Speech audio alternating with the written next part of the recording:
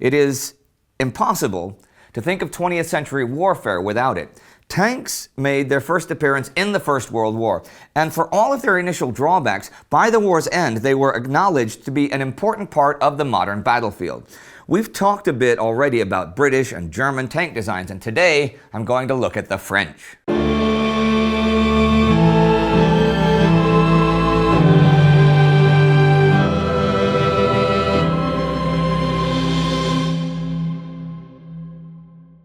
I'm Indy Neidell. Welcome to a Great War special episode about French tanks of the First World War. Now, before we start, this episode is sponsored and was produced in collaboration with Supremacy 1914, a World War I real-time strategy browser game.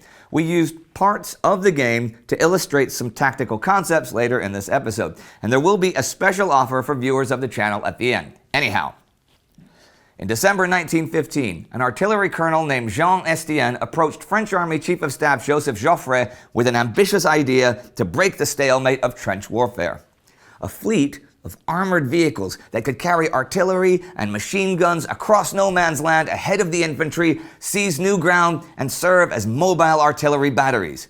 The French High Command was intrigued by this, as was Eugène Brilliet, an engineer at the Schneider Creusot Works who was already working with Holt tractors. He and Estienne aimed to create a vehicle that could travel at least 7 kilometers per hour and climb slopes of 40 degrees. It would, however, be costly. They estimated that 100 would cost 6 million francs. This certainly raised eyebrows, and there was also an issue with resources. Steel plates, for example, had to be imported, and French industry was already running at full capacity.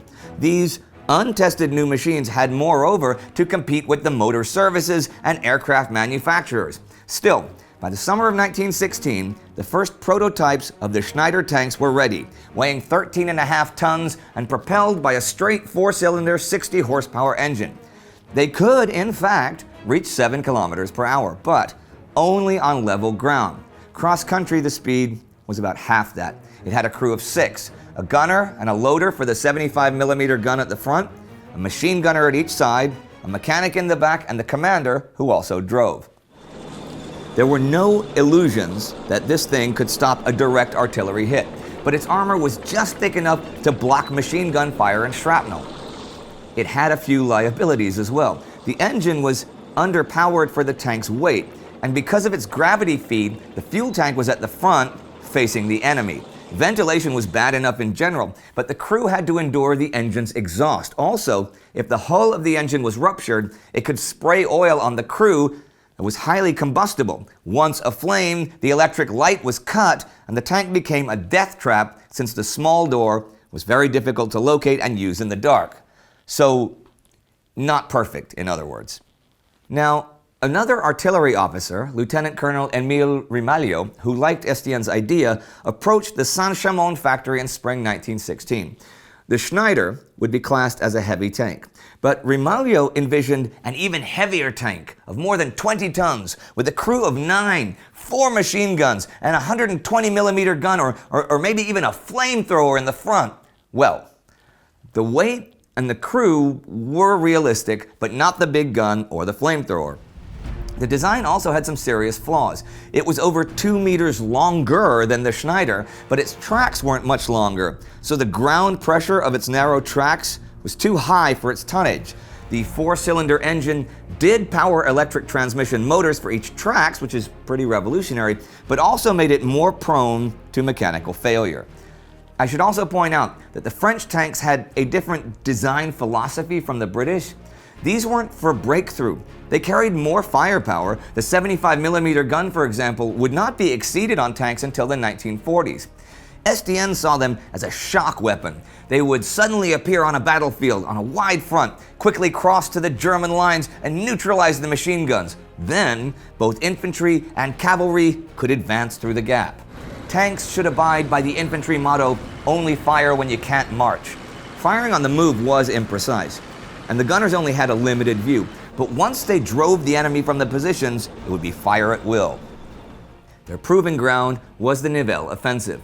The British had already premiered their tanks by this time, so the Germans were aware of their existence, but not what the French had in store.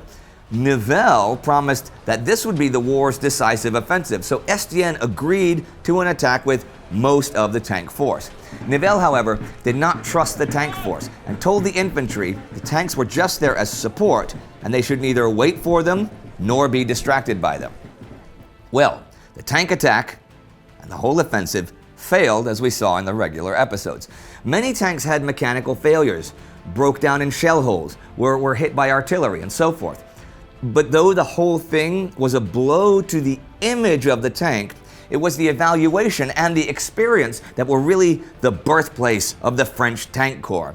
In individual cases, they performed well when they had suitable terrain and infantry support. So a new tank directive was issued. The main killer was artillery. So how to eliminate it? Well, we need to know where it is first, so we need aerial photography. But local air superiority first to make that possible. We need a high concentration of our own artillery. The tanks need to know their routes over the best possible ground in advance, and smoke shells would help them to get as close as possible to the enemy before being spotted. We need expanded communication with the infantry in the rear, so we need more runners, a flag system, and flare guns. And finally, tanks would be used in short engagements with limited goals. This combined strategy seemed promising, especially to Philippe Pétain, who would replace Nivelle as French Chief of Staff. The Battle of La Malmaison was the showcase for the Pétain Directive. Recon flights and trench raids, followed by a heavy artillery barrage, allowed the tanks to subsequently enter the field and engage an already distressed enemy. The Schneiders, once in position, could destroy the German machine gun posts, absorbing their fire and keeping attention focused on them while the French infantry hit the German trenches. Many tanks broke down or were put out of action, but they gave the French confidence in their value. And Estienne was thinking about a lighter tank to complement the arsenal and had been meeting with Louis Renault. This would be no more than 4 tons, and with just a crew of 2, it would carry just 1 machine gun and could move at 12 kilometers per hour. These would be easy to produce as well, since they used a standard automobile engine. In addition, they had a rotating turret that was new, known as the omnibus turret, and cast from 2 riveted steel plates. These Renault FTs would premiere in the field in 1918 and could easily be transported by rail, so they could quickly be redeployed and refitted. From June 1918 until the end of the war, the formula did not change. It just became more sophisticated. The tanks advanced quickly, drawing enemy fire while clearing a path through barbed wire. The combined arms doctrine made the tanks a vital part of the methods of rupture and exploitation. Work groups bridged shell craters, and chars caissons brought up gasoline and ammunition. Couriers and cyclists followed the advance and kept communications open, and the French army could cover ground far more quickly than the enemy. Estienne, who reported directly to Pétain by 1918, wanted to keep the tank force separate like the Air Force, but post-war they were incorporated into the infantry.